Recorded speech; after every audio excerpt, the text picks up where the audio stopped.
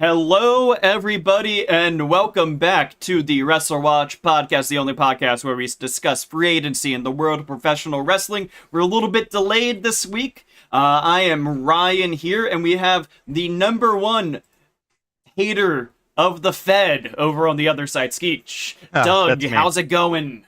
I'm here. I'm back from Dallas. Yes.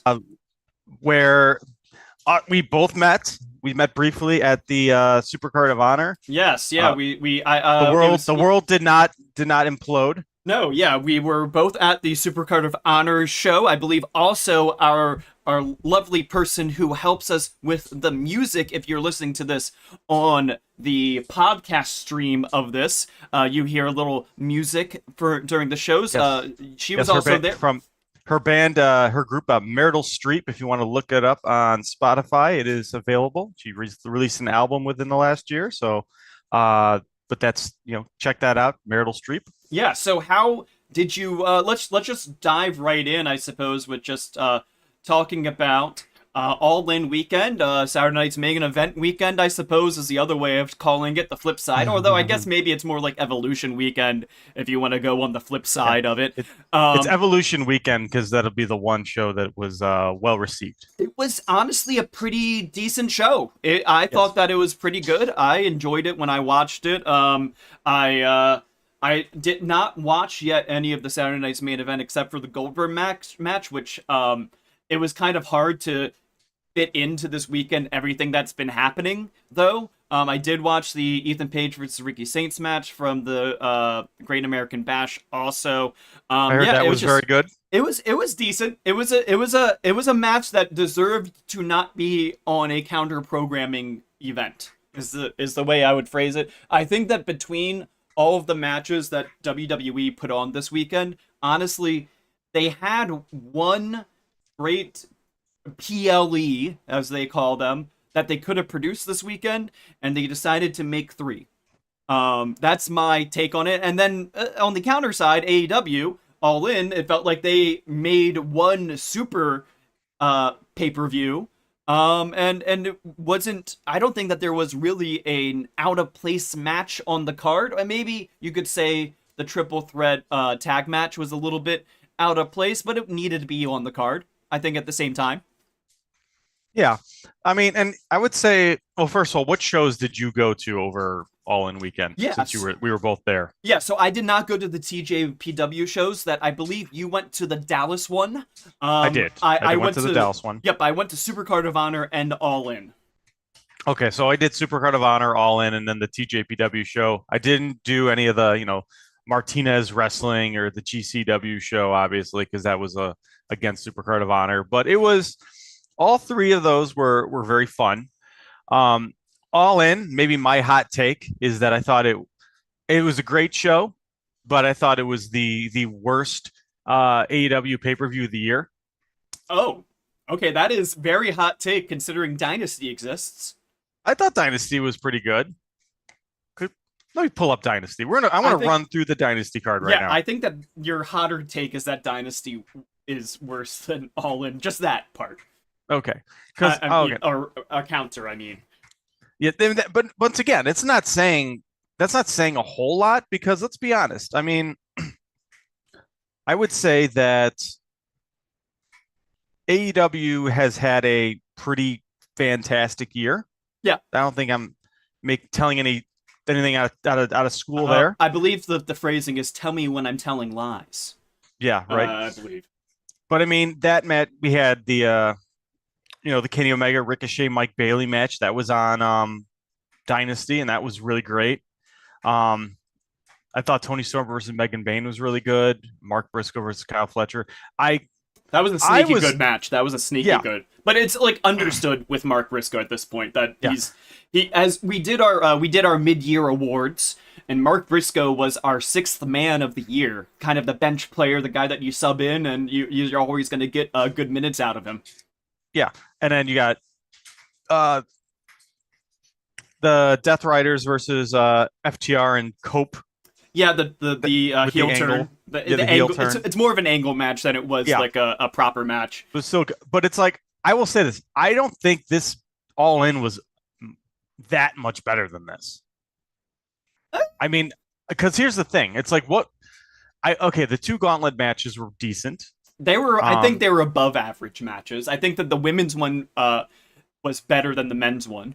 Yes. I think that the women's one understood its job as both being a highlight a bunch of people match, but also do that thing that the Royal Rumble does, which is, hey, here are the surprises. Let's debut somebody and really showcase this person. Which you see if you're on the YouTube stream of this broadcast, you're going to see some images from the weekend of debuts and free agency kind of related people. We have Syuri there and Alex Windsor, who both debuted in AEW proper or re-debuted for Alex Windsor during the Gauntlet match. The men's Gauntlet didn't really have that. They had Juice Robinson coming back and the Guns coming back, but that was about it. It wasn't, and it did showcase Juice a little bit, but where's that going to go versus, Alex Windsor and Syuri had a very big highlight moment, I felt like. Yes, they did. And I would agree. I think the women's gauntlet was better than the men's, but in general, I think just from a show to show, I don't think it's that much better. Okay, even if I were to argue it's better than Dynasty, I don't think it's that much better than Dynasty, and it's definitely the best. It would definitely be the second worst show. Here's how maybe I can reframe it for you. What are the top 3 matches from All In? That would be the Young Bucks tag, Tony Storm versus Monet. Okay. And then I'd probably go Kenny Okada. Okay, that's fair enough. And you left out the big moment of the show, even, right? Yes, I'm okay. So, maybe that's even a hotter take that I was like, okay, I thought that was. Oh, I saw your understood. Rating. Yeah, I understood what they had to do with that main event. Yeah, I get it. It was exactly probably what it should have been, but it's also kind of an overbooked mess. But maybe it needed to be an overbooked mess because they needed to this was it was definitely a culmination story, but I felt it felt like a Marvel Avengers movie in some respect, which, that's not always what I want with my professional wrestling. And it wasn't exactly what I wanted here. I thought the match was really great, from that standpoint, but it's just not my style. It was, I know a lot of people are comparing it to, Cody winning the title in the Bloodline feud, how, everyone was running out and just all this stuff. And I think that's honestly a pretty fair comparison. I get the similarities, and that's not exactly what I want, but it was a moment more than a match to me. So when comparing your 3 top matches of All In, what are your 3 top matches from Dynasty? So I would say the Omega Ricochet Mike Bailey, that was the best match. Yeah. Then I guess you can maybe go Mark Briscoe, Kyle Fletcher, which was also really great. And then see, you're struggling. But no, Will Ospreay, Kevin Knight. I'm sorry, I had to pull up the card and think about it. Will Ospreay, Kevin Knight. And then maybe you want to go Tony Storm, Megan Bayne. I mean, that's your mileage may vary on that. And then the Death Riders trio. But once again, that was more of an angle than anything, I think. So my point is, if you're struggling, if it's easy for you to get through your top 3 from All In, and it's struggling to get a top 3 out of Dynasty, maybe you liked All In better. Yeah, maybe. Okay, very very well. What would you say was the best match of the weekend, though? Of the weekend, yes. In total. Yes. That's interesting to think about, because so as a match in the ropes, just on its own, I don't think that Hangman Mox was the best bell-to-bell match. However, I think that, if I were to, rate it purely on the wrestling content itself, but I think that, as a story, when we're thinking about, the Saya Kamitani versus Tam Nakano match was, a lot bigger of a story than it was a beautiful wrestling match, necessarily. It referenced a lot of their story, Yes.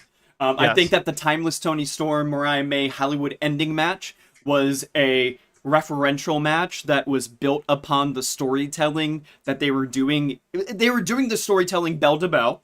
It wasn't just like, oh, the build was so good and thus like I think the match is better. It's like they did a great build and they delivered that build in the match. So like you didn't need to have known the build. You just watched the match and you understood these moments. But if you knew the moments from before, it made your experience better. And I think that that's the thing with Hangman Mox was that they reference all these things from going back to the Revolution years ago with the Texas Death Match. They reference the Texas Death Match that the cage match that Swerve and Hangman did. They referenced the Wrestle Dream finish with Bryan Danielson. They were referencing all these things from the saga overall, and they were peppering them in, so nothing felt out of place that they were doing the references of.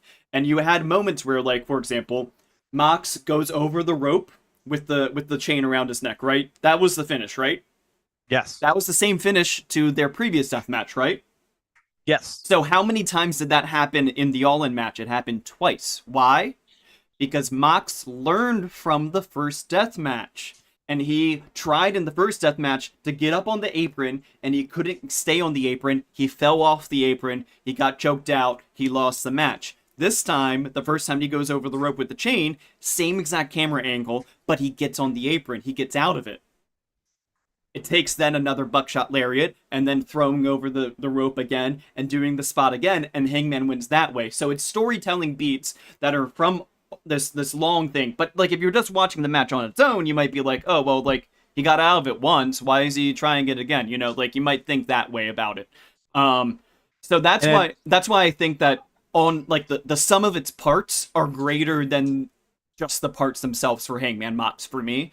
And that's why I might put it as my best match for the weekend. That makes sense. I could see that. I would say though, there is one other match that we haven't mentioned yet, which is the Io Rio match, which I think was on its way to being an easy match of the year contender. And then they did the cash-in thing, which it took me out of the match. I wanted a finish because I wanted to see, like, Io didn't defend the belt for 3 months. And their triple threat at Mania was the best match at Mania. And so the build for this was kind of, hey, we're sorry that we haven't had a reign for Io. How about we try to do this match again, and let's show off what the women can do. And they, like, didn't get a finish. Yeah, full disclosure, I didn't watch that match, but I've heard similar things, that it was really, really, really great until the end. Yeah, there are people that really love the story of the Naomi cash-in thing because, like, it's a fun moment in a vacuum. But I think that it detracted from a match of the year contender match. And then and this kind of will maybe even lead into All In as well, because it appears that these clipboards that the gauntlet winners are going to be cash-in style. At least that seems to be what they're indicating. It seems like it's not, because the way that they talked about it in their promos, which I don't know if you heard the audio because you were there live last night in Chicago. Yeah, a little bit. I mean, okay. Here, go. You go ahead, say what you're going to say, but I thought I heard something different. Go ahead. The way that it was phrased by both Athena and MJF was that it sounded like they needed to name the date. So, like, Athena was like, maybe it'll be in London. Maybe it will be in Toronto. Maybe it will be tonight. But I'm going to do this. So it's like she's calling the date that she wants to do it, not saying, I'm going to run down there right now and, ruin your life. I'm going to, jump the barricade and cash in. Like, it wasn't phrased like that. MJF's was similarly not phrased like that. I don't believe it's... MJF, here in the comments, MJF said MJF talked about it being but he's not going to. So, yeah, he said it's like a backup plan, is what he was saying. Yeah, so he wants to... Well, I think that the way that he's thinking about it, and this is probably the way that it's going to go, is that he's going to try to earn a number one contendership on top of the one that he already has. Yeah. And then kind of, like, 2 out of 3 falls it, like, lose the match by DQ, the real match, and then pin Hangman. Well, the way that he framed it, because the way it was interesting, because it sounded like if he was saying that if Moxley had won, he would have done like a thing where he just signs the date right now and just has the match, which I think is kind of like the caveat that, yeah, you have to name the date, but it sounds like you could just say, I want it right now and write it Yeah. in theory. In theory. But but the way that he framed it, he said, since it's Hangman, I don't want to do that. I want to win and beat him clean. Yeah. Which I think is interesting because that indicates that at the very least, they're not going to do a cash in style with MJF. It sounds like his character is saying that he wants it to be undisputed that he is better than Hangman. Yes. So it sounds like they are leaving the window open for these to be cash ins in the future, but for these two, they're probably not going to do that, Yeah. which I think is, as I said, I'm not a fan of the cash in period. I think it devalues titles. I think it's a bad, overdone gimmick. I don't think it helps. I think it hurts more than it helps in general. But I will take it if they're just going to leave that open for the future if they want to do it. But it sounds like they're not doing that. Yeah. So looking around this image that we have here on the screen, was there any other notes that you wanted to say about Syuri to start with? Do you think that she is going to be staying in America long term during this time, or well, she's not. She's going back to Japan to have elbow surgery. yes? Do you think that that is a cover? No, Okay. I don't think. I mean, that would be interesting. Yeah. I think it's weird that she would come do this like one match. Well, I guess it's not weird because maybe she wanted to have this, match in front of 30,000 people and just have that moment, have her all in moment, and then take care of the elbow. But I do believe that. Okay, I don't think this is her only excursion. Obviously, Yeah, no. she wasn't doing an excursion to All In. They clearly set up this match with Athena. Some people have also mentioned that it's possible that the surgery is minor in nature and could have a quick recovery time. Yeah, I don't know how. I've never had major surgery. I don't know, what kind of surgery she's having. And yes, but elbow surgery I know can be quick, especially if it's just like a scope thing. Yeah. And from the chat, yes, good afternoon to you too, Universal. Claiming that Syuri got hurt at All In. Was that confirmed? I don't remember. I do not know about that. I know that Mina, the report is that Mina at least hurt herself, maybe not literally broke her hand at All In. Okay. But and then how about Alex Windsor finally doing a full debut, even though she's appeared in AEW before. She was previously on our tracker only about a week ago. Yeah, and I think it's notable that Will Ospreay now has some time off as she's going to be here, so maybe this is I'm going to spend some time with the kid kind of thing for a bit while you go over to the United States, and they're just going to switch off for a bit. That's just a speculation on my part, but she is someone who, they've been building up for a while and finally came out. I'm excited to see what they do with her, and I think that AEW, and she's kind of I would say that it's fair to put her in kind of like the power. She's a power wrestler in the same way that like Statlander is. The way that they featured her during the match was definitely like I am a proficient power wrestler. Is the best way I can put it, like a technical power, because she was going up, head to head with Syuri, was like kind of like the pairing they did, where Syuri is much more of a like, I am a kicker that is going to ruin your life, with like these very like educated shots at you, and then Windsor is kind of like, I'm gonna do that too, but I'm going to pick my spots and hit you with a power move. Yeah, and I think that she's going to be presented fairly well. I think that they've been hyping her up for a while. I think that, and I'll say this, I think that the power, like, those the power wrestlers in AEW do very, very well. When you take a look at, Willow and Statlander and Megan Bayne, they get over very, very easily. And the crowds react to them when they're doing their power moves. This match started with Statlander and Bayne, and I think that they understand that works well for the audience, and I think that she'll fit in very well in that kind of area. We have somebody in chat mentioning that it seems that Syuri has already done the surgery, and yes, it was scoped around 4 to 6 weeks recovery for the surgery, which would align with Forbidden Door. Yeah, so that would That would make sense, especially if, well, here's the other thing. They're clearly doing the Athena match at Yeah. some point, and they also have already teased and set up that it's going to be like, it's going to be Shuri versus Athena. That Uh, seems to be the match they set up. they also teased a bit by showcasing Alex Windsor and Shuri and like reigniting that. They teased of Mina and Shuri doing a match at some point. I could see a Forbidden Door like pre-show match, maybe of Shuri versus Alex Windsor, to get them both on the card and have Alex on the card for Forbidden Door in a singles match. That I think they have experience doing that match before. Do we have an idea when the next Ring of Honor show is going to, like Ring of Honor pay-per-view is going to be? It Or is during the Philadelphia residency, which is beginning of September, about a week or two. It's like right before All Out. okay. And do we know?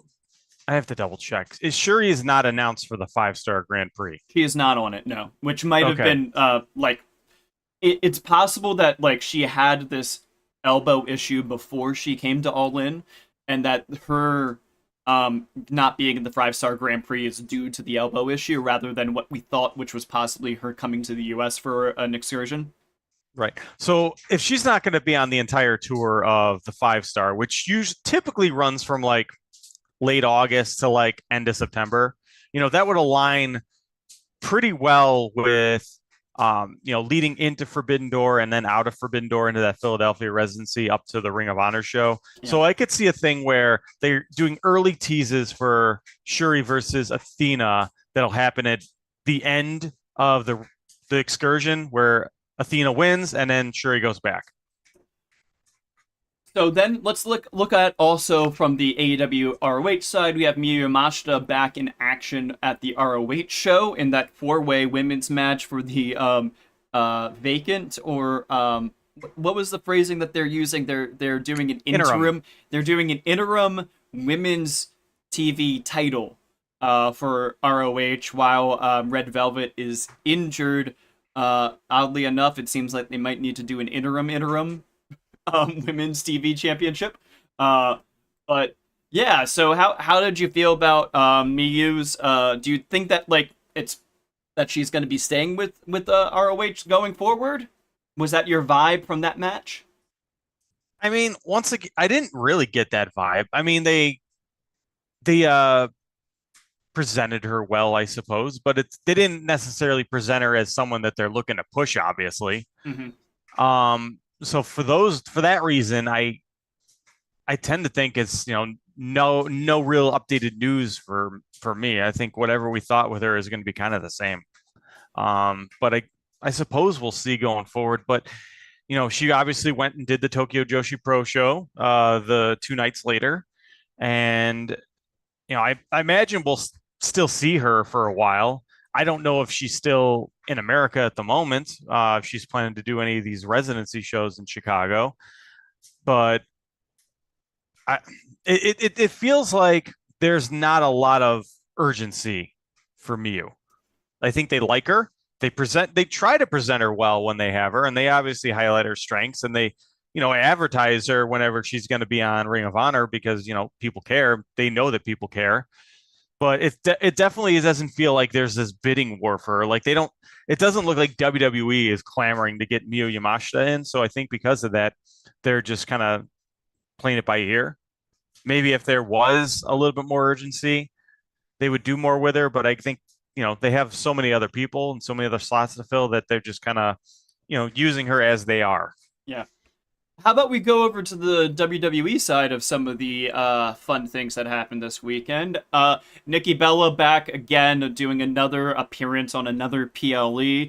She did a lot of promo work for the Evolution pay-per-view as well. It seems like it is still just a per appearance pay-per-view kind of a deal for her, rather than her being back full-time, as some were thinking when we had her on the tracker. Yeah. I'm probably not the best one to kind of give like deep insights on WWE booking, obviously, but I would say that her being kind of in that Trish Stratus role at this point, who just comes in as a special guest, which is that's for decades WWE has been For the really men's big side, on just yeah, especially on the men's side. Yeah, absolutely. Just bringing in someone as a big special attraction for the big shows, usually to lose and put over somebody. Yeah. Um, and then I think that Nikki Bella at this point definitely, fits in that vibe in that role perfectly. Obviously with Trish Stratus on that show as well was same exact thing. Yeah. So I suspect that Nikki Bella is not going to be, coming back as a full-time roster member doing the loops and the tours. I don't think that's happening. She did appear on Raw this week, but yeah, I think that like it's not she wrestled on Raw, I should say. But yeah, it doesn't from what I've seen so far, although like she did do a lot of promo for the Evolution show. But like she is probably the most well-known women's wrestler that was on the card in the general populace. Like if you're going to put somebody on like Good Morning America, it's probably going to be the person that's doing all the reality TV shows. Mm-hmm.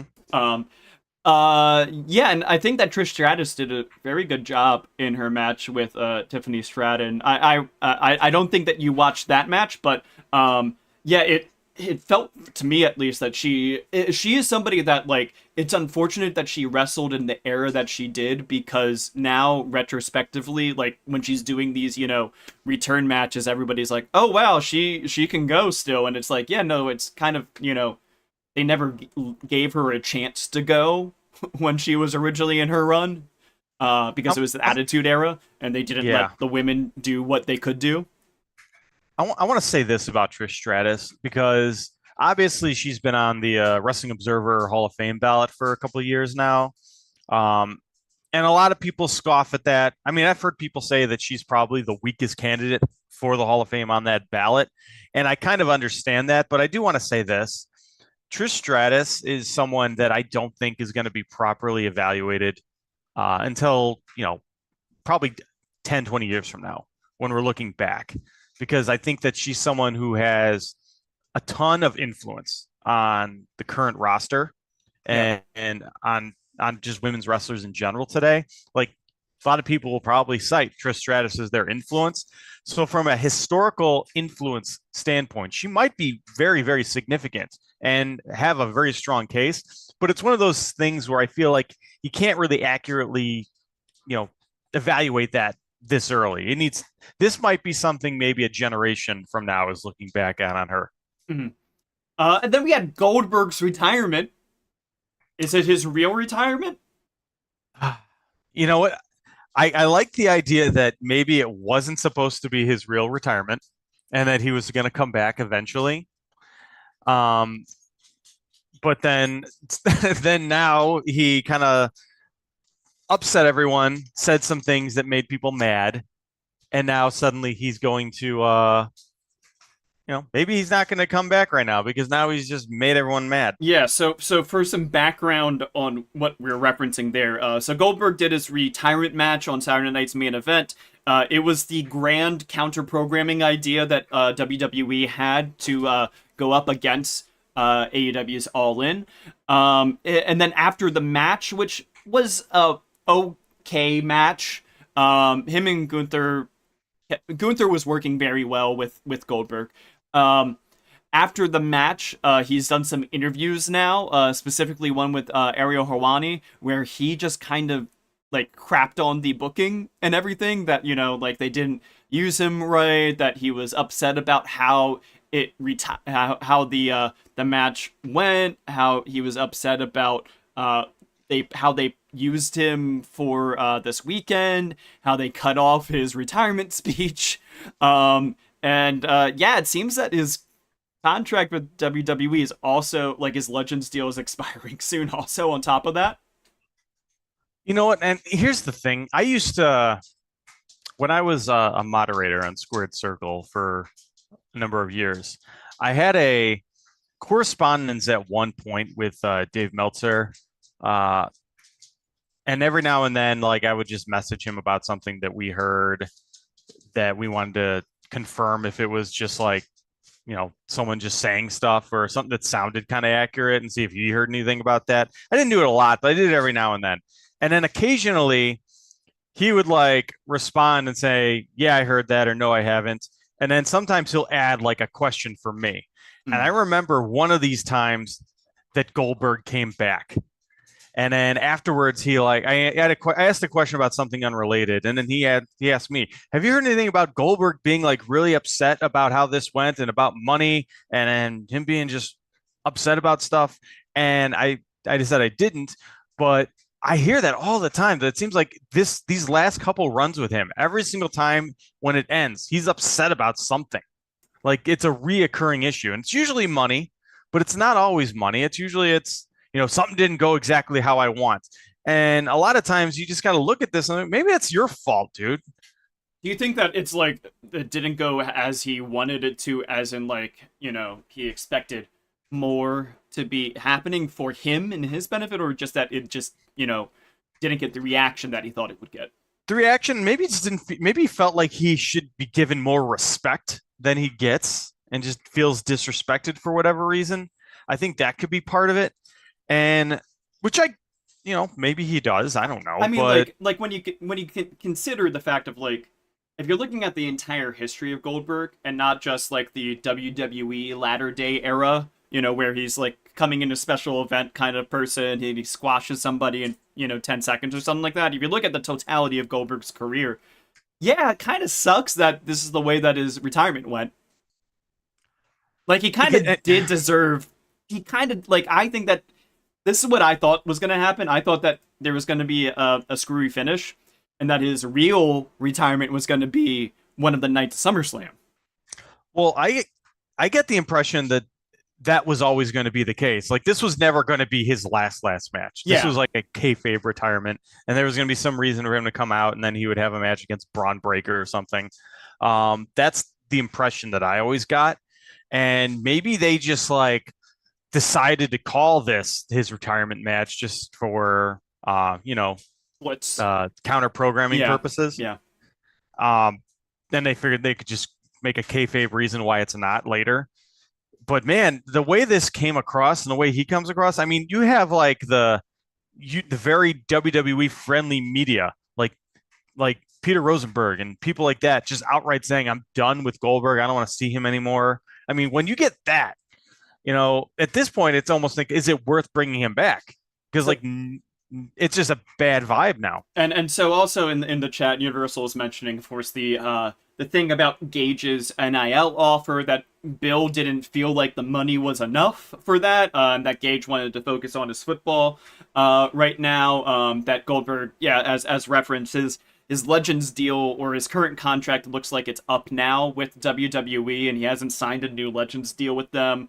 And TC mentioning, I think that Goldberg expected what Sting got, which I think is valid of what he would think that he would get. I think especially when you're thinking in the WWE ecosystem, when right now John Cena is getting the mother of all retirement tours, like one that has never been seen before. It's kind of like what Tanahashi is getting in Japan right now. I think it's very similar, the way that they're dealing with Tanahashi's retirement, although they're not giving him the top title. That's the only difference between what they're doing with him and what they're doing with Cena. It's a Jushin Thunder Liger, same deal. Yeah, it's like, this is the last time John Cena will be in X market. This is the last time Hiroshi Tanahashi will wrestle in America. All those kinds of things, Goldberg didn't get that. He got one match.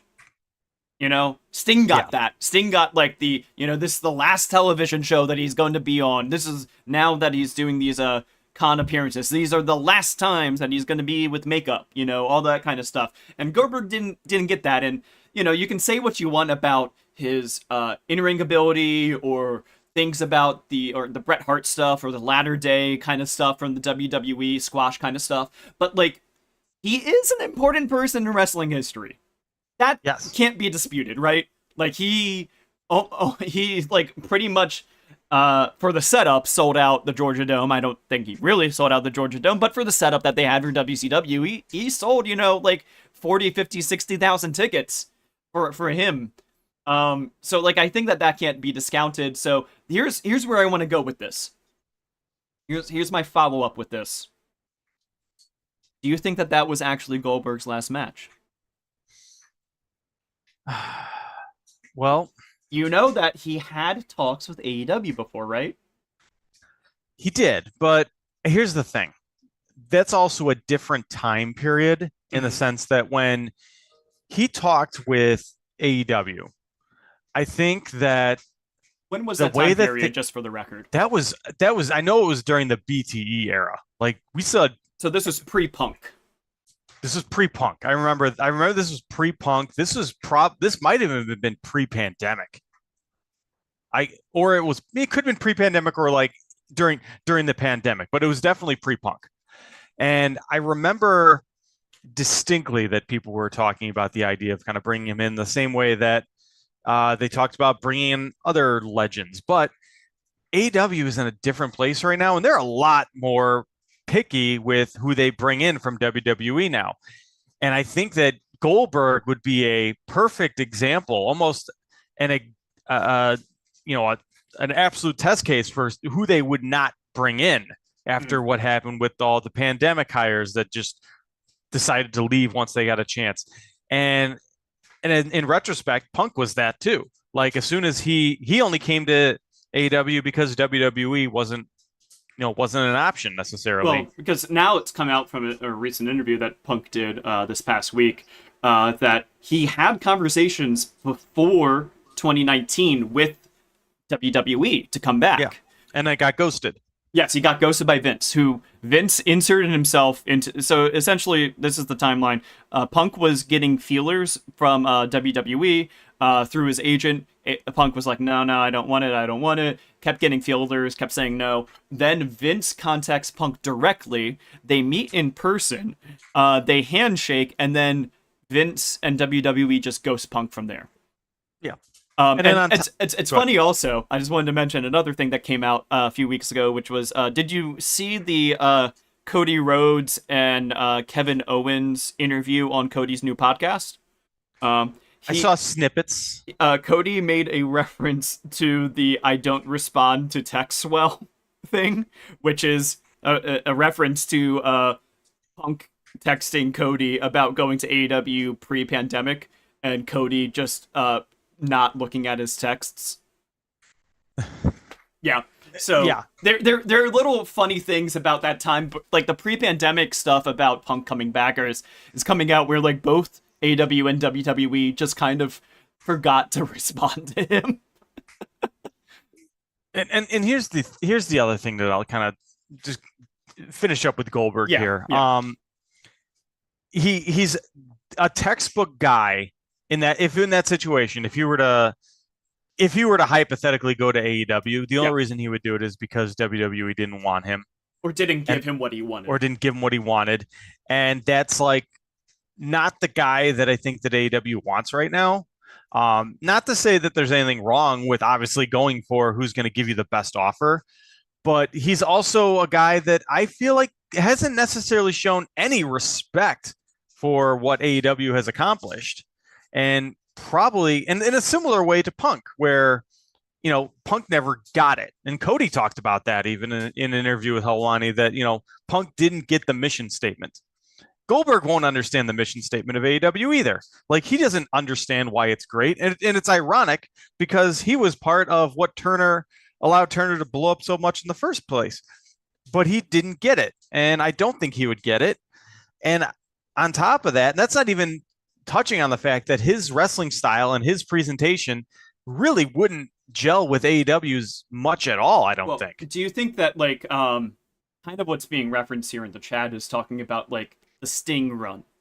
So, Goldberg not doing any singles matches. Do you think that could work if you paired him with a disciple? Well, here's the thing. Sting tried very hard that whole run. So, even when he was like paired with someone, it wasn't like someone was carrying Sting. Like Sting, okay, Sting was 60 years old, but he wrestled like very, very well for a 60-year-old. I mean, he was putting in the effort. He was trying. He was doing stuff that I don't think anyone expected him to do. And I don't think Goldberg would do that. And I don't think anyone expects Goldberg to do that. So I don't think I understand why he thinks that he deserves a Sting run, and I understand that he wants that. He sees the connection himself, but I don't. Yeah. I don't think it's the same thing. I think that it's interesting to think about, just because I think that when you're looking at some of these guys that are retiring and they're doing it when they're not past prime, You know, I mean, like Cena's a little bit past prime. Tanahashi's just slightly past prime as well. Both of them have really bad knees, you know. Um, Yeah. but they're doing they're not doing the Sting run. You know, they're doing a singles retirement run, whereas Sting did the I know I'm not there singles wise, so I'm not going to try to do a singles match. I'm only going to do tag matches.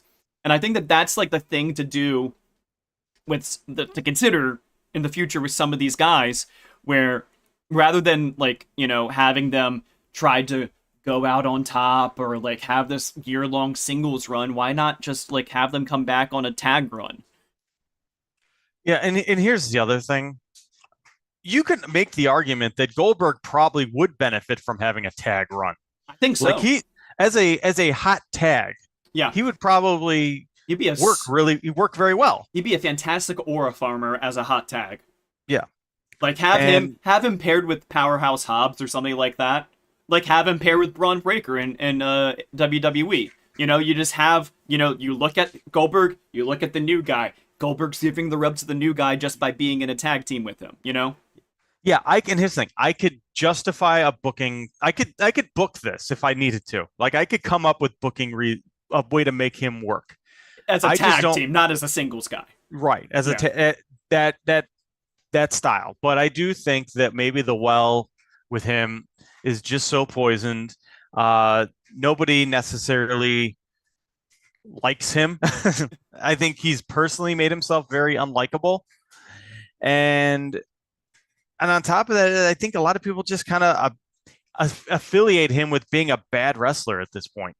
Now, let's transition a little bit. One last one of the weekend recaps. It's actually kind of like a pre-cap of something that's going to be happening this upcoming weekend. It's the TNA Slammiversary show at UBS Arena in Long Island, which didn't look like it was going to sell many tickets for a while there, but it's starting to pick up pace because of some hints of a phenomenal person showing up to the show. Now, the interesting thing is that people within TNA have not been saying that it is AJ Styles when asked about it. In fact, the sources that are giving information to people like Mike Johnson and to Sean Ross Sapp are phrasing it in a very particular way that they're saying the feeling within TNA of people is that the intention is AJ Styles.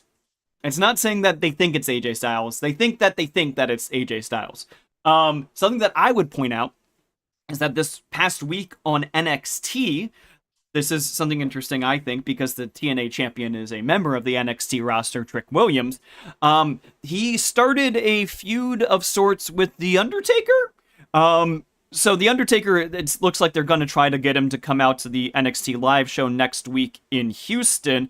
And the way that they're building it is by having Trick Williams had a little backstage segment with the Team Undertaker people from the LFG show that's on A&E for WWE. It's kind of like game show NXT kind of a vibe of a show. Now, of course, what was the Undertaker known as? Why, that was the Phenom. The Phenom, yeah. So if you have somebody this week that is known as the Phenom feuding with the TNA World Champion, I think that it's possible that they accidentally said phenomenal thinking about The Undertaker and didn't remember that AJ Styles was also phenomenal. Yeah, I don't know. Somebody is saying in chat that, and I haven't seen this, that AJ's confirmed that he will be at TNA this weekend. If somebody else could verify that, or if you get reference to where you saw that, that would be great, so that we could have that information for this conversation. But do you think that AJ Styles is going to be showing up at TNA? And also, it was reported that his contract, we discussed this, like, I believe a week or two ago now, AJ had re-signed for 1 year with WWE. Do you think that this is part of that 1 year package deal for AJ Styles? I don't know if it's necessarily related. I do think he's going to show up. I think at this point there's been so many teases and so many hints and so much talk, and they have intentionally not, like if he's not showing up and you're TNA, it's like you really should, put a statement out saying that, or something, that that's not happening. Otherwise, that's almost That's border. I wouldn't. I'm not. I'll stop short of calling it false advertisement, but it's getting close when you just know that you're just like fanning those flames. Um, and not to mention, I think it'd be bad for them because imagine if this show happens and he's not there now. Hmm. I think that'd be awful for TNA. I think he's going to show up. I do not think the Undertaker's showing up. I think it's going to be AJ Styles, and I think that it's probably just going to be an appearance. Maybe he'll do a spot in the ring with someone where he attacks them. You know, he'll do a Styles clash to someone, and then his musical hit, and that'll be it. That's probably what's going to happen. How about now we move on to talking about some people that we reevaluated for our free agency tracker this week. Start with Athena, who we've referenced a few times now about her contract that she earned at All In. She earned the contract to challenge for the Women's World Championship. Now, some people did the math on that Athena's contract may be running up with AEW coming up here because she had signed with AEW around 3 years ago at this point. What do you think, Doug? Do you think that you have any... Do you think that there's still a remote chance that she is going to be leaving AEW within the next year, or do you have low confidence at this point of that happening? We had her at remote, obviously. There was a remote chance that she might leave. And now I know a lot of people are looking at this and saying, no, she's got this contract. You know, she's getting kind of a push now. I still, once again, it's a question of, you know, I don't think this means that she's more likely to stay or more likely to leave. I think it's a remote chance that she leaves. I don't have any indication that she's going to be going anywhere. Having said that, you know, we'll see what happens when her contract's up, depending on who offers her what. But I think it's more likely than not that she's sticking around.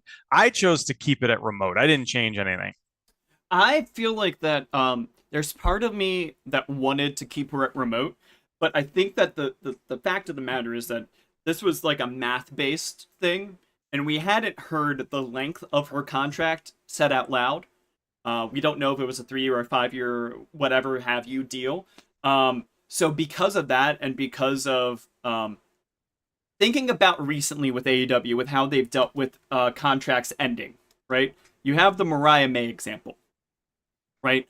Where they found out Mariah's not going to re-sign, so let's just write her off TV and never have her appear again. Right. I don't know if, with thinking about that and thinking about the way that they've honored people requesting release, I don't know if they would have somebody that's contract is about to expire or just expiring win something of this magnitude. So that is why I don't like putting, booking into my decision making of where to place somebody on our tracker. But I think with something like that, based off of the track record that they have recently, that's giving me low confidence for Athena. Yeah. Okay. I'm fine with keeping her off it if that's what the committee feels. Well, what does the committee feel? Low confidence is how it is felt. Indeed. I'm fine low with confidence. I'm fine dropping her off. So we're gonna go ahead and remove her from the free agency tracker. Yeah, I mean she's been at remote for a while too, I feel. Or at least it's been a few weeks, yeah. So we have some comments from the chat. If Athena was leaving, Tony wouldn't have kept the title on her for almost 3 years. Good point. And why would she have won the casino match? Another good point. And then we also have a comment about that Kurt Angle, hot free agency news about Kurt Angle, announcing the Hogan Bischoff promotion.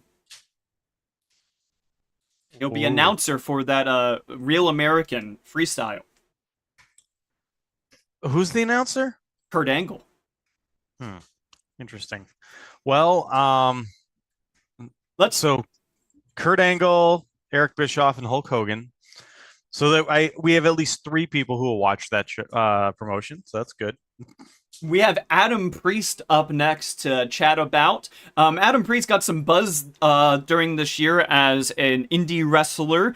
He was featured on that Dean show that was done right before Double or Nothing that Tony Khan helped produce and get talent for. During that show, of course, Bryan Danielson came out during that show. Since then, Bryan Danielson has mentioned that he thinks that Adam Priest is the biggest, best independent wrestler on the circuit right now. Since then, Adam Priest was featured on the Supercard of Honor show just recently, which you and I both attended. Do you think that there are any odds, I guess specifically with AEW and ROH, of giving a full-time contract to Adam Priest? Maybe, but here's the thing with Adam Priest. He's he's been around a little bit. I think he's been wrestling close to a decade. He's been on, Deadlock Pro. I think he was a DPW champ at one point, right? I believe so, yes. Yeah, so he's in the current wrestling scene. Like he debuted in what? Let me look real quick. He debuted in 2017. Okay. So he was right when he debuted was kind of when stuff was kind of winding down for the US Indies. There was 2 years before AEW launched, and during that time, you could say that he is a bigger fish in a small pond, perhaps. I still don't know that I feel that he is. It's maybe mean. All due respect to Bryan Danielson, but I don't know that he's above the Brian Pillman Jr. line. So how about this? How about this framing of the conversation? I believe that if I checked your ballot, you voted that he wasn't notable enough to include on the tracker, correct? Yes. If he was notable enough, where would you place him on the tracker?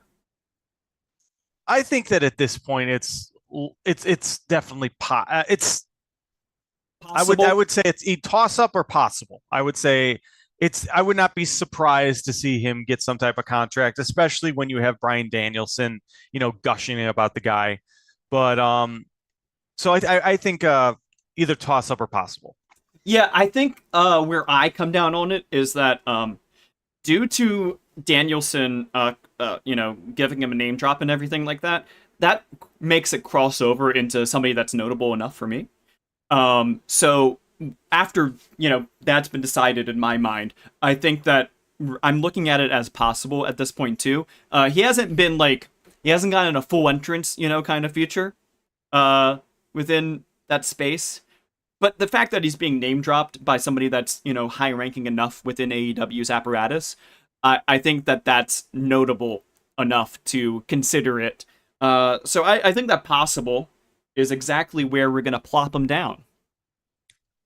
I'm okay. I'm okay with that because and here's the thing. I could be completely wrong about this, and maybe he is going to be a big breakout. I think I need to see a lot more of him because I'll be honest. I saw the Dean show. I didn't watch the entire first Dean show. Mm-hmm. I watched like the main event, and I did have the most recent one that was Tony Khan produced. I had that one on in the background, just like I was at work. So I don't typically watch DPW. I see it every now and then, but it's not like a promotion that I'm actively following. So I probably don't have the best framework or frame of reference for Adam Priest at this moment, but I think I need to just see more on him. So I'm fine with him being a possible. And we could always reevaluate it down the road. So here are the talent that we also reevaluated this week as quick hits. Don't have a lot to mention about these ones, so that's why they're all just on one beautiful slide of their own. We have Alexander Hammerstone. He was previously at Possible, but he is coming off for low confidence. An interesting thing that happened with him was that the last time we had voted, he hadn't joined MLW by that point.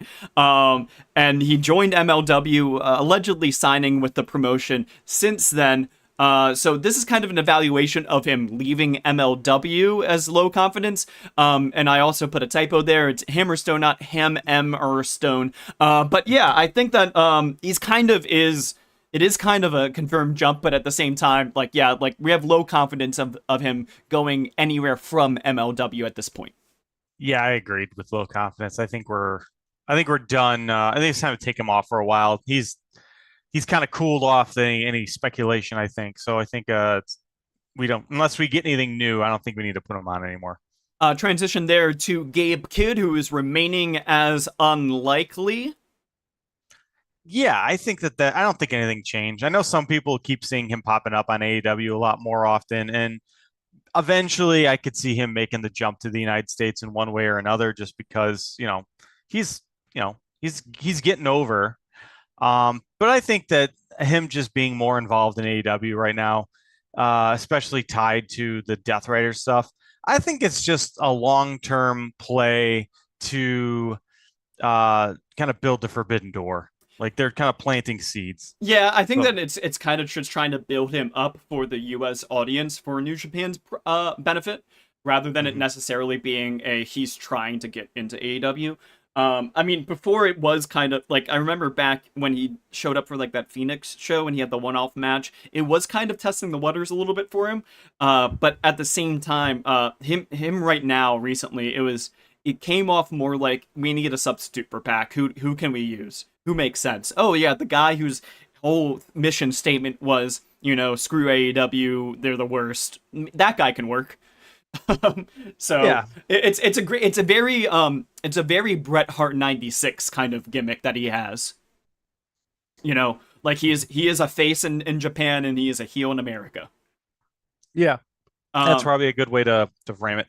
Leon Slater is going to get downgraded one tier from unlikely down to the remote, and so is Saraya, just one tier down to remote for both of those two.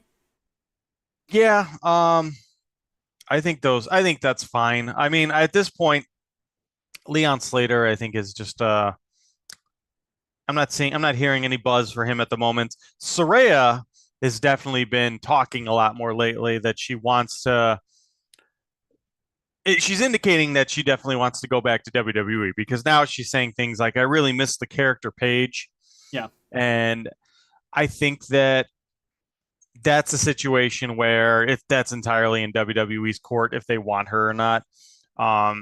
The Yeah, it's fact that she's putting these statements out there maybe indicates that she's not having the discussions she wants to have. Otherwise, she wouldn't be saying this stuff. mhm. She wouldn't be keeping it quiet. So, moving her down to remote makes sense to me. Yeah, I think that removing her would be premature at this point. And the same with Leon Slater. I think that with the Forbidden Door weekend coming up, that there might be something that heats up with him. Mm-hmm. Um, you go ahead. Speaking of Forbidden Door, just a sidebar real quick. I do think it's interesting that a lot of people keep talking about, some of the CMLL talent on Forbidden Door, but it's still being promoted. If you look at the logo for Forbidden Door, it's still like AEW X New Japan. There's no CMLL attached to it. So I don't Yeah, so as far as I'm aware, the production costs and profits from the show are split evenly between AEW and New Japan. So any CMLL talent that are appearing on the show, it is the talent benefiting personally is the way that I'm understanding it. yes. And it seems like that they've AEW and CMLL have like their relationship is very strong though with the talent share. They are both sides are very open to their talent just appearing on the other one's programming out of nowhere right now. We just had Mascara Dorada last night yeah, and then we had MJF on the on Informa. Informa, yeah, Yeah, just last night. So yeah, it's definitely a strong relationship, and we'll see. And maybe Grand Slam is just going to be their, CMLL AEW Forbidden Door, but I could see them maybe trying to do something else. I think that it is a strong idea for that to be the case for CMLL because they've already it's essentially like expanding Fantastica Mania week into being a grand showcase of foreign talent, not just New Japan, but also the AEW talent, the American talent. So you're going to get talent from Japan, from America, from Europe. We're all going to come to Mexico City for 1 week and 1 week only. Like that's a very marketable thing for CMLL that they can then sell out Arena Mexico, not just for the weekly Friday show, but get 2 or 3 more shows out of that week.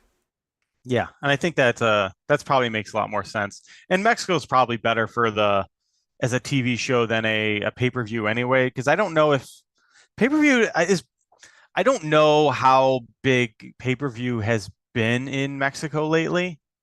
And it Well, feels like I believe that All In was actually broadcast on Fox Sports. Yeah. They got the rights to the pay-per-view proper. Yeah. Yeah, so I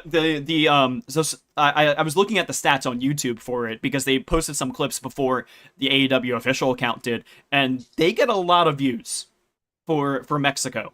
So it makes sense how they're presenting AEW in Mexico. It seems like it's been working for AEW.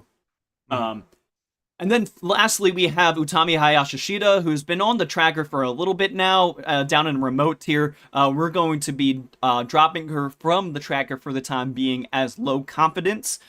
She is currently the Marigold champion. She had a match trying to get the GHC title as well that ended in a draw. She had an interesting quote in Tokyo Sport about that. Where she feels like a lot of the online chatter about Marigold focuses way too much on the negatives and the botches kind of thing of it, which, yeah, it gets the most traction. And she wanted to, and her character was saying that she wanted to get the GHC title so that she could appear on Noah and showcase how good Marigold is. What are your thoughts about that? So, they're about to start the I don't know if it's maybe it's next month. They're about to start the Dream Star GP, which is Right. Marigold's equivalent of the their G1 or 5-star GP equivalent. And I think that a lot of people are looking at that tournament as a chance for Marigold to really showcase themselves in a way that maybe some people feel they haven't been doing as well lately. And I do think it doesn't help that their perception is not being helped by Rossi Ogawa, who seems to, and granted, once again, we're just looking at translations, but he seems to take every opportunity to put his foot in his mouth in the media when he comments on what other people are saying and saying things that are insulting to his former talent, like Bozilla, saying, hey, implying that she injures people and things like that. That just seems counterproductive to help Marigold gain some goodwill and grow as a company. Yeah, I feel like the Rossi's statements about that kind of stuff are one thing different and separate from Utami's, because it seems like that she is trying to mention that in a turn it into a positive, like, hey, it's getting talked about so negatively, but like we put on great matches, we put on great shows. I want to showcase that. Whereas and Rossi is very focused on like personal grievances. Yeah, and I guess that's my point is that a lot of this what Utami's talking about, it's like it's their own creation. They're the ones who are making these talks, and listen, I'm gonna watch the tournament. I looked at the blocks; they look really interesting. Sari Yamaoka is in the same block as Utami. That's a match I'm looking at. That block is also Meiratani.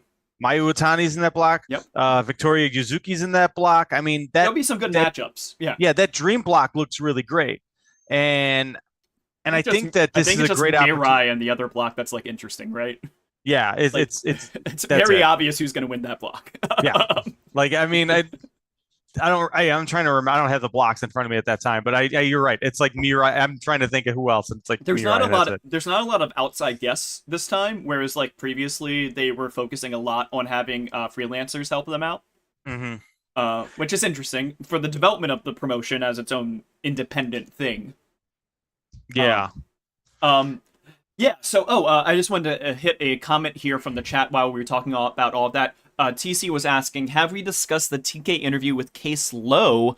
And Universal was commenting on that, saying that was a good interview, but why Tony wants to do everything alone is bizarre. It's like he doesn't trust anybody. Universal says that he taped tapes with Tony back in the day, actually. There was like 100 of them back then that were taping tapes. So, wow, you got an OG over here of the IWC watching in with us. Thank you very much for watching in on the show, and hope that you've enjoyed it so far.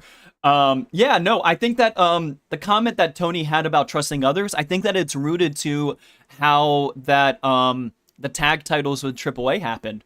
Yeah, he got burned. I think he got burned, and so like since then, it actually does line up a lot with the dropping of that belt.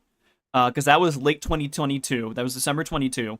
Going in from there, we have 2023 with the launch of Collision. FTR resigns not long after that incident happened with AAA, so maybe that helped build the relationship back up stronger with FTR. That was then like the attempt of trying to get Punk back into AEW. It didn't work out for anybody involved, really. But yeah, it seemed like going from there for the next year, Tony was very much so not trusting of other people. And it makes sense, though, at that point.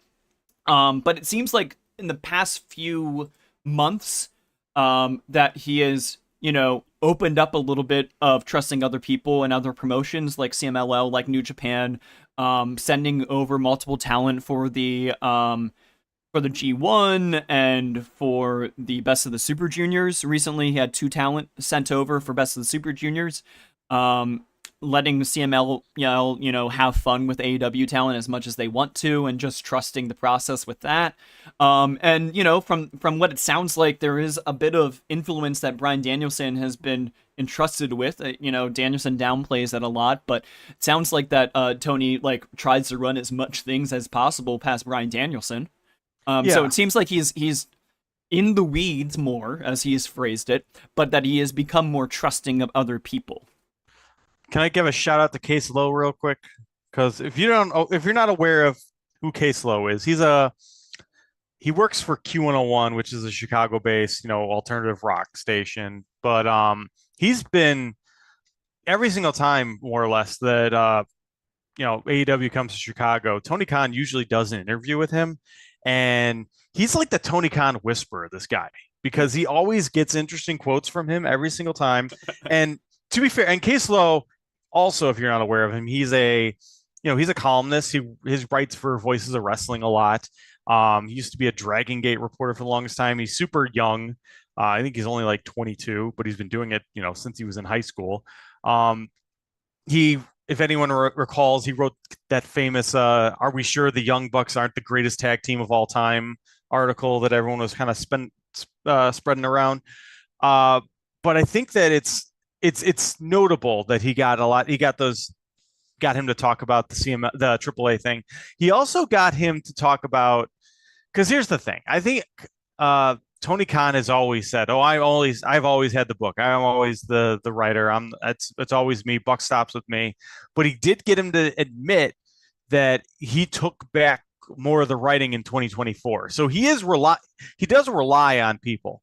And he got him to say that he kind of pulled that back a little bit, and right around when things started turning around.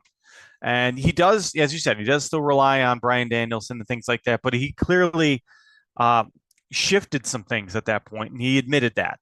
So yeah, I think that's notable. I think that was like Jimmy Jacobs leaving around then, right? Yeah, I mean, a lot of people blame Jimmy Jacobs.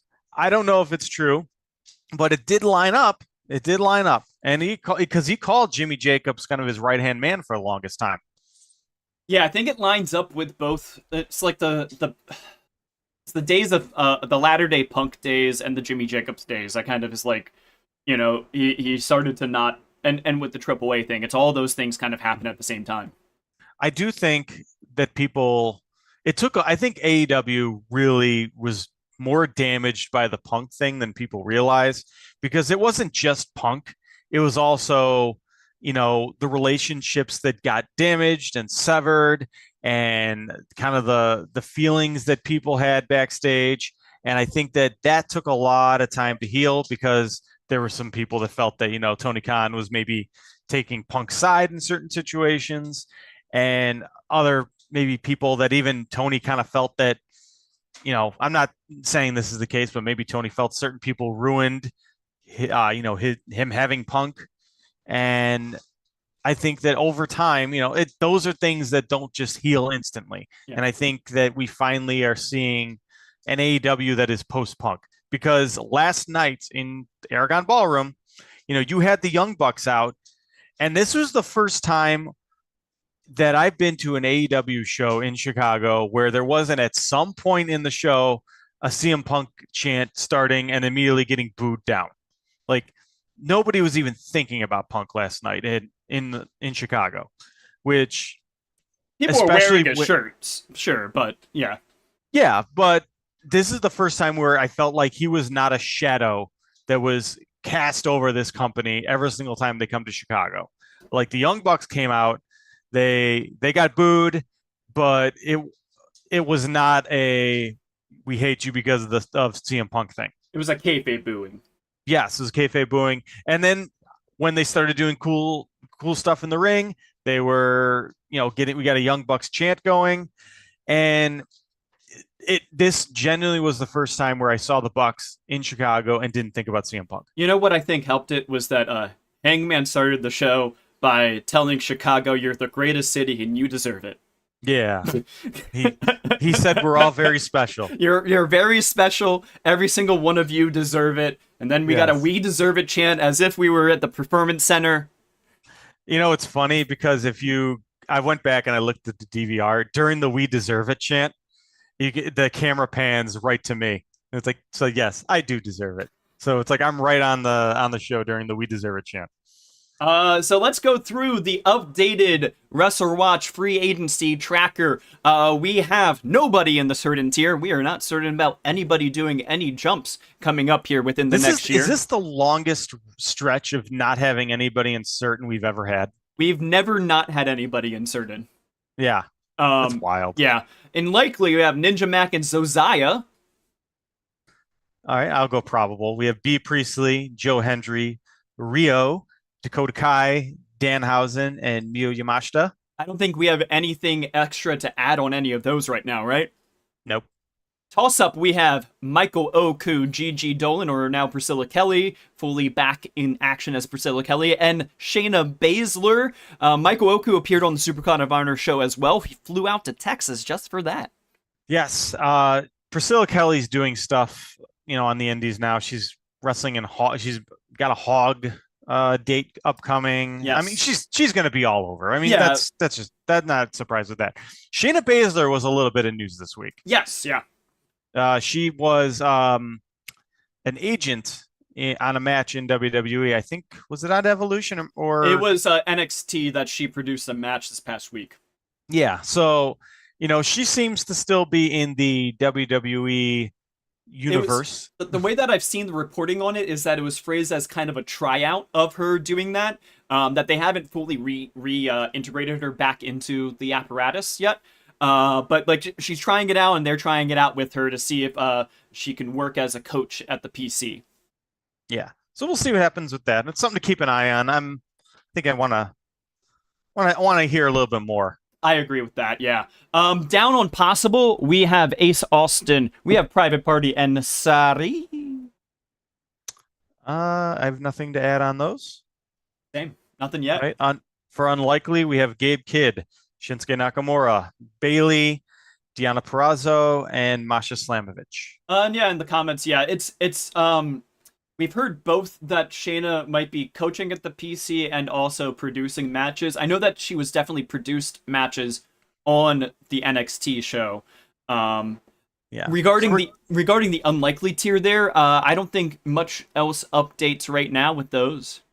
Nope, not at all. And then just going through the new remote tier with all the people we added to it, we have Sami Zayn, Matt Cardona, AJ Styles, Bishop Dyer, Chris Jericho, Karrion Kross, Persephone, Leon Slater, and Saraya. Yeah, I think that's I don't think that tier looks pretty nice right now, honestly. Yeah. Yeah, things are. Yeah, we're still ahead. kind of in. I think we're still in our we're very much in the low period of contract negotiations. Stuff will probably be coming a little more interesting after SummerSlam. But for right now, things are steady sailing. Yeah, I think with Sami Zayn was another one that was brought up this week a little bit. We still have not heard that he's actually re-signed with WWE, which is surprising. I know that SRS was asked about it on his there was like a weekly question or a Discord, and he didn't. He just avoided answering that question, which usually means that he doesn't know what's going on with that. So it's Sami Zayn is still up in the air, which is very odd. Because they are still using him. He got to the semifinals of the King of the Ring tournament. So he's not being used. Um, we'll see what happens with that. AJ Styles, as mentioned before, we know that he's within 1 year of his contract running out again with WWE, so that's kind of why he's still on there. Kind of surprised that Jericho didn't appear at All In. Um, you know what? It's interesting because, as I said before, Jericho's a smart guy, and he knows when it's time to kind of walk away for a bit. Mm-hmm. And it could be and right now it's probably not the best. I mean, everything is going really well. They don't need Jericho, and frankly, I don't see where you would put him. I think you would Um, put him right back into a tag scene. I think yeah, that it might be like you could have him do a match with Okada. You don't have him do a match with Hangman, for singles title kind of stuff. yeah. I think you could put him in the tag division and he would do very well being a tag guy. I just think that you need to look at his strengths at this point, and his strength is kind of, supporting somebody else. Well, and here's the thing. Sometimes you got to stay away until you're missed. I don't think people miss Jericho yet. Yeah, it's possible. Maybe It's possible that as we have the comment from Universal here, that by the time that All Out in Toronto happens, that of course, as that one fan said, go back to Toronto. Maybe he'll show up there. maybe it could be honest. Jericho is someone that I think because AEW doesn't really do um the one time appearance thing with a legend. Maybe Jericho could transition into that. Or if he is thinking about doing his retirement eventually or pretty soon, he could kind of toy with that. But I don't think he's anywhere close to being done. He feels like a guy who's going to be going for a while. Yeah, TC in the chat. I agree that this is exactly how I felt about this. Garcia and Guevara did a bunch of Jericho stuff. Yeah, they did back-to-back Jericho spots. They did the Walls of Jericho, and then they did a Codebreaker back-to-back. And I was like, is Jericho gonna come out after this match? What's going on here? And it was nothing. Yeah. I don't think, and here's the thing, I don't necessarily know what they could do with Jericho. I suspect there's probably something they could do that's interesting with him that people would get into, but I don't think you need to rush it. It's probably the longer you wait, the better. Like if I don't see him for the rest of the year, I'm not going to be upset. Well, that is, I think, all the discussion that we have for today's episode, unless you have anything else to add for today, Doug. Um, One thing that I think I would just like to touch on, and that is with I lost it. I had something else that I was going to bring up. I will save it for next week because I'm sure I'll think about it as soon as we end. I'm sure about that too. Yeah, so in the meantime, if you have not already subscribed to us to Substack, if you do that there, you will get a link to a form that allows you to nominate people for us to evaluate each and every week here on the podcast. Yeah, so I think that that's about it for us this week, right, Yes, Doug? that's the end. Episode 60 in the can. Thank you very much, everybody. I'm going to be leaving the house in about 2 hours to head over to the train station to get to Collision tonight, the And we're Collision taping. and we're gonna hear a WrestleWatch chant tonight, correct? Yes. You know what? It's funny because I had someone messaged me that I'll remain nameless. Uh-oh. They asked me if I could bring a sign for them. Oh. I'm not a sign guy. like I'm not someone who I'm pretty anti-sign at wrestling shows at this point. I think that they're annoying. They just get in the way, and I don't like them. And luckily, I don't need to necessarily turn him down or do the sign because I just found out that the Aragon Ballroom is a sign-free building. So if you'll notice on Dynamite last night, there was no signs in that building. And this whole residency, there will probably be no signs because when I walked out, there was a whole bunch of signs in the trash can because the venue was not letting any signs in. That reminds me of watching the Evolution pay-per-view and being completely baffled by the signs that got in. There was a Becky Hogan sign on the entrance ramp. There was a fat head of Cody Rhodes with dreads that got on the hard cam side. Like, I was baffled to see that one get in the door. Yeah, I'm not anti-sign. I'm if you bring a sign, you need to understand when to put it up and when to not put it up. Yeah, I think I'm anti-sign. I'm pretty strongly anti-sign. And here's the thing: I'm front row balcony for this entire residency. So if I wanted to bring a sign, I have like ideal sign like location Yeah. because I could just hang it over the balcony like the Ico Pro poster or Yeah. flag. But you know, I'm that maybe that's my hot take. Like I don't like I'm anti all wrestling signs. You should what you can probably start a chant, if you want to, Yeah, all by yourself. I could do that. You could start a chant. So, you don't need a sign. Chant. Yeah, I could.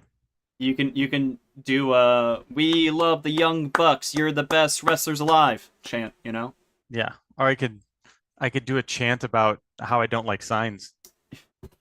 Put down your sign. Put There we down go. your sign. Yeah. Yeah, something like that. Excellent. Excellent. Well, everybody, thank you all for listening in to the WrestleWatch podcast. And until next week, I'm Ryan.